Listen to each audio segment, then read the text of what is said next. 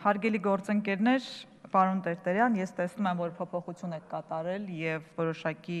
ձևափոխումներ կան խոսքը Գեղարքունիքի մարտի մասին է եւ Վարդենիսի մասնավորապես, բայց այստեղ մենք երկու փաստաթուղթ ունենք, ես հարցի տեսքով կարող եի սա բարձրացնել, բայց հանրության համար որպեսզի հասկանալի լինի եւ քվեարկությունա տեղի ունենալու, Մասրիկը այստեղ նշել եք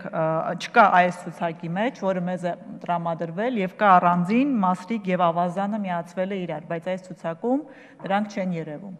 Եվ ես չգիտեմ հիմա որ քվեարկելու ենք որն է, ես կարող եմ ձեզ տրամադրել, եթե կուզեք, որ այստեղ ճշտումներ անեք եւ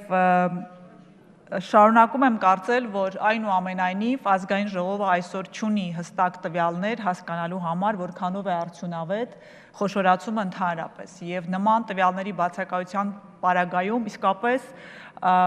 չի լինում հասկանալ, որքանով է սա բխում քաղաքացիների շահերից, որքանով է սա բխում այն մարդկանց շահերից, ովքեր բնակվում են այս գյուղերում եւ ինչ ստացան նրանք խոշորացման արդյունքում։ Այդ պատճառով իսկապես արտահերթով բերել նման նախագծերը նորից համարում եմ անընդունելի, բայց այնուամենայնիվ ես կուզենայի, որ այս փոփոխության մասին դուք բացատրեք, թե ինչպես է կատարվել եւ ինչու է մի փաստաթղթում կա, իսկ մյուսում չկա։ Շնորհակալություն։